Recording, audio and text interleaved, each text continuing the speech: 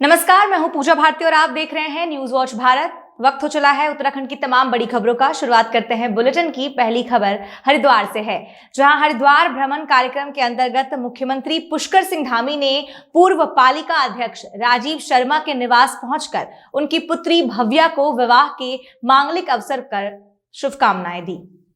खबर मंगलौर से है, जहां अनीस गौड़ को भाजपा ने मंगलौर नगर पालिका परिषद का चुनाव प्रभारी बनाया है। बता दें कि अभी तक सरकार द्वारा निकाय चुनाव की तारीखों का ऐलान नहीं किया गया है, लेकिन सभी राजनीतिक दलों ने चुनावों की तैयारी शुरू कर दी है। वैसे तो भारतीय जनता पार्टी 365 दिन 24 घंटे तैयार रहती है, क्योंकि पार्टी हर दिन हर समय समाज सेवा का काम करती है। भारतीय जनता पार्टी राजनीति नहीं करती, बल्कि समाज के उत्थान की बात करती है, समाज के सुधार की बात करती है, गरीबों पिछड़ों को आगे लाने का काम करती है। तो इस हिसाब से भारतीय जनता पार्टी 24 घंटे चुनाव की तैयारी में रहती है। अब क्योंकि निकाय चुनाव के समय आ गया है, तो भारतीय जनता पार्टी ने सबसे पहले अपने निकायों के प्रभारी नियुक्त कर दिए हैं। यहाँ मंगलौर नगर पालिका परिषद के लिए भाई अनीस गौड़ जी को, जो अल्पसंख्यक मोर्चे के प्रदेश महामंत्री भी हैं, उनको यहाँ प्रभारी बनाया गया है। और ये भारतीय जनता पार्टी का, मैं कहता हूँ, बहुत अच्छा फैसला है, क्योंकि भाई अनीस गौड़ जी यहाँ के नब्ज को जानते हैं, यहाँ की राजनीति को जानते हैं, और यहाँ इतने घुले मिले हैं कि वो हर किसी को पर्सनल तौर पे जानते हैं। उनके प्रभारी बनने से मैं मानता हूँ कि निश्चित रूप से हम निकाय चुनाव को जीतेंगे। नहीं, विकास कार्य नहीं रुक रहे हैं, विकास कार्य तो हो रहे हैं। कुछ जो पहले चेयरमैन रह गए, उन्होंने कुछ आपत्तियां हाईकोर्ट में भी लगा रखी हैं। हाईकोर्ट की वजह से विकास कार्य यहाँ रुका पड़ा है, वरना 32 काम हमने पहले निकलवाए थे। 28 के करीब टेंडर अब भी निकले थे, लेकिन वो किसी वजह से वो हो नहीं पाए। हाईकोर्ट की मजबूरी है, तो जल्दी ही माननीय हाईकोर्ट से नई वोट का ये है कि नगर पालिका चुनाव की लिस्ट अलग है, विधानसभा लोकसभा की अलग है। तो निकाय चुनाव की लिस्ट जो है वो सत्यापन के लिए आई है, और 9 और 10 तारीख में, आने वाली 9-10 तारीख में, जिसका वोट जहां पड़ता हो उस बूथ पे नगर पालिका कर्मचारी बैठेगा। जिसका वोट छूट गया हो, या जो बच्चा 1 जनवरी को 18 साल का होने वाला हो, उन सबके वोट बनाए जाएंगे। तो आपके माध्यम से मैं जनता से अपील भी करना चाहता हूं कि अपने वोट जाके वहां चेक कर लें, जिसका वोट छूट गया उसका बनवा लें। पहले तो मैं अपने प्रदेश नेतृत्व का, अपने जिला नेतृत्व का आभार व्यक्त करना चाहता हूँ कि एक छोटे से कार्यकर्ताओं को बहुत बड़ी जिम्मेदारी दी है, और मैं आज पूरे विश्वास के साथ मंगलौर क्षेत्र के अपने कार्यकर्ताओं के बलबूते पर ये पूरे विश्वास के साथ कह सकता हूँ कि हम आगामी नगर पालिका नगर निकाय का जो चुनाव है उसमें सफलता हासिल करेंगे। आपने देखा भी होगा कि उपचुनाव में पार्टी कार्यकर्ताओं ने जिस प्रकार मेहनत की है, हम उससे पूरे उत्साहित भी हैं, और आशा करते हैं कि इस बार कार्यकर्ता पूरे मनोयोग से कार्य करेगा, और नगर पालिका का चुनाव हम भारी अंतर से पार्टी को जिताने का प्रयास करेंगे और जीतेंगे, ये मैं पूरे दावे के साथ कहता हूं। खबर लालकुआं से है, जहां रेलवे के विभिन्न संगठनों की चुनाव प्रक्रिया अंतिम दिन भी शांतिपूर्ण चल रही है। बता दें कि देश भर में आखिरकार 11 वर्षों के बाद रेलवे के विभिन्न संगठनों की चुनाव प्रक्रिया शुरू हो गई है। 6 वर्षों में होने वाला कर्मचारियों का यह चुनाव पिछले 2013 के बाद से कोरोना काल के कारण नहीं हो सका था, जिसके बाद आखिरकार 11 वर्षों के बाद चुनाव प्रक्रिया शुरू हो गई। और 3 दिन का है, 2 दिन सामान्य कर्मचारियों के लिए है, तीसरा दिन रनिंग वालों के लिए है। एक ही बूथ है, इस बूथ पर 886 कुल वैलिड मतदाता हैं, और अभी तक 725 वोट पड़ चुके हैं। 6 यूनियनें हैं यहाँ पे, हर यूनियन से 2-2 उनके डेलीगेट्स रखे गए हैं। पूरे मंडल में 13 बूथ हैं। बिल्कुल शांतिपूर्ण चल रहा है, किसी प्रकार का कोई, ये अपना रेल का ही चुनाव है, तो रेल के ही कर्मचारी अपने लिए चुन रहे हैं। कोई इसमें ऐसी बात नहीं है जिसमें अशांति हो। कल केवल रनिंग वाले कर्मचारी रहेंगे। जो आज तो तीनों लोग हैं, सभी लोग कर सकते हैं। कल केवल रनिंग के लिए है। जो लोग बाहर गए हैं ट्रेन लेके, वो जो कल आएंगे वो अपना मतदान करेंगे। जी बिल्कुल, रेलवे के कर्मचारियों का रुझान पूरी तरीके से नरमू के साथ रहा है और एनी रेलवे मजदूर यूनियन के साथ ही रहेगा, क्योंकि एनी रेलवे मजदूर यूनियन ही एक ऐसा संगठन है जो गैर राजनीतिक संगठन है, और जो जितनी भी और रेलवे में यूनियन है वो किसी न किसी रूप से राजनीतिक संगठनों से जुड़ी हुई है, राजनीतिक पार्टियों से जुड़ी हुई है। लेकिन एनी रेलवे मजदूर यूनियन AIRF किसी भी राजनीतिक पार्टी से उसका कोई भी संबंध नहीं है, और जो यूनियन राजनीतिक पार्टियों से जुड़ी हुई है वो अपने ही सरकार के खिलाफ कोई भी सवाल नहीं कर पाती हैं, अपनी मांगे नहीं रख पाती हैं। लेकिन हम लोग खुल के अपनी मांगे सरकार, अपने रेलवे कर्मचारियों की जो भी मांगे हैं उन्हें खुलकर सरकार के सामने रखते हैं और पूरी नियम के तहत उनका कार्य कराते हैं। जी हैं, बाकी यूनियन हैं जो सिर्फ चुनाव के टाइम पे ही निकलती हैं, लेकिन एनी रेलवे मजदूर यूनियन हमेशा अपने रेलवे कर्मचारियों के लिए हर कार्य के लिए तत्पर रहती है, उनके सुख दुख में हमेशा साथी है उनकी। खबर खटीमा से है, जहां दिव्यांगों को SBI ने DRC के सहयोग से उपकरण वितरित किए।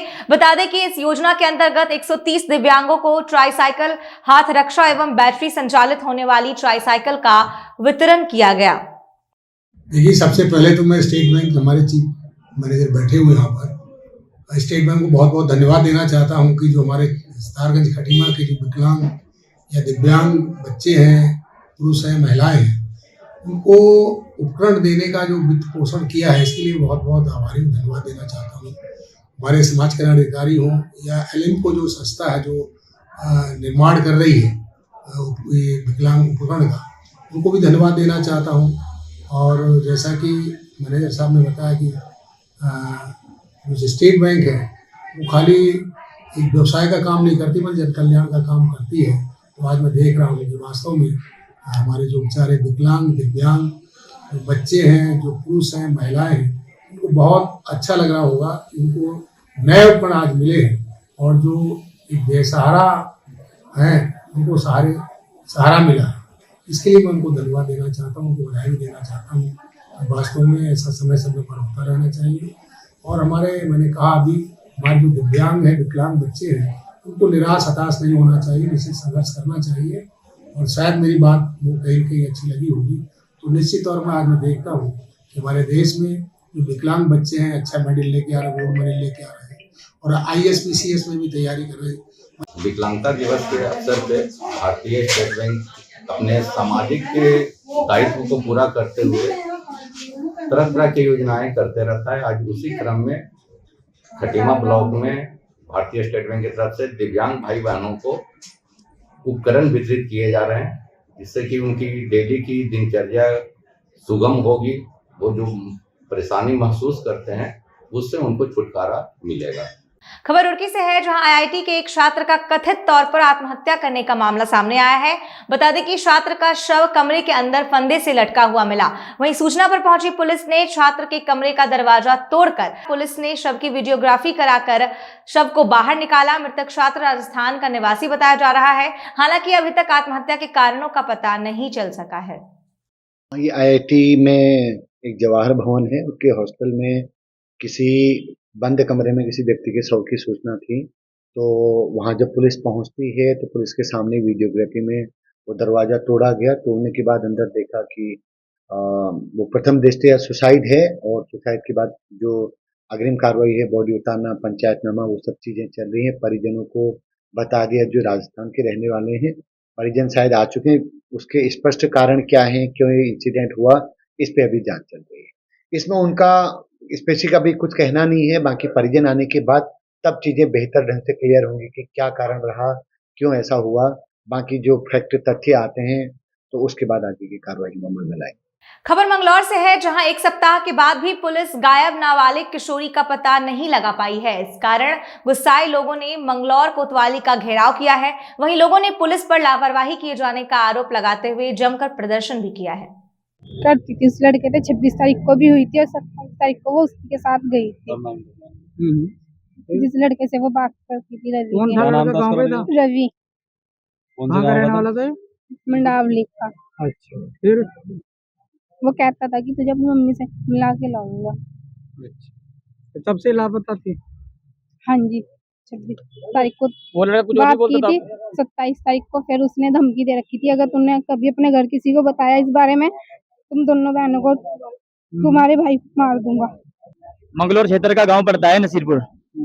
27 तारीख को एक वाल्मीकि समाज की बेटी जिसकी उम्र 14 से 15 साल है और वो लापता हो जाती है, और जब कोतवाली में हम इंफॉर्मेशन देते हैं तो उसके बाद भी इस पे अभी तक कोई कार्रवाई नहीं होती।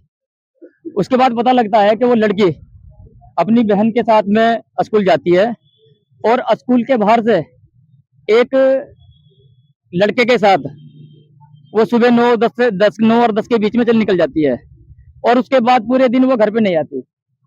जब घर वाले पूछताछ करते हैं तो पता लगता है उसी कम्युनिटी के आदमी, जिस कम्युनिटी का वो लड़का है, वो बताते हैं कि आपकी लड़की तो नहर में डूब गई, परंतु नहर में उसका कुछ ऐसा कुछ अवशेष नहीं मिलता जिससे कि ये पता लगे कि वो नहर में डूब गई है।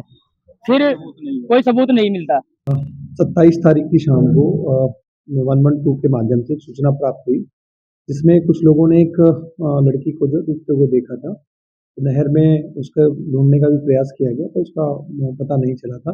बाद में ज्ञात हुआ कि नसीरपुर कला की रहने वाली जो युवती है, नाबालिग है, और उसके संबंध में जो प्रकरण है वो हुआ है।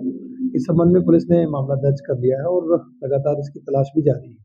सीडीआर और बाकी एनालिसिस के आधार पर जो भी संदिग्ध व्यक्ति हैं उनसे पूछताछ पुलिस कर रही है। खबर हरिद्वार से है, जहां जूना अखाड़े के महामंडलेश्वर पायलट बाबा के मामले में पायलट बाबा के अनुयायियों ने निष्पक्ष जांच की मांग पुलिस विभाग से की है। बता दें कि आश्रम के सह संचालक ज्ञान मित्र ने बताया कि उनकी मृत्यु नहीं हुई, उनकी हत्या की गई है। इस पर निष्पक्ष जांच होनी चाहिए। मैं बाबा जी का शिष्य हूँ। मैं बेसिकली नेपाल से हूँ। 20 साल पहले मैं बाबा जी से जुड़ा था। आश्रम में आता जाता रहता हूँ। बाबा जी का स्वास्थ्य गंभीर होने के बाद में पिछले 2 सालों से मैं यहीं रह रहा हूँ आश्रम में, और मैं आश्रम में जो हमारे व्यवस्थापक मुक्तानंद जी है उनको असिस्ट करता हूँ। जो भी काम आगे आ जाता है वो करवा देता हूँ। आज के बुलेटिन में बस इतना ही। बाकी खबरों के लिए देखते रहिए न्यूज़ वॉच भारत। नमस्कार।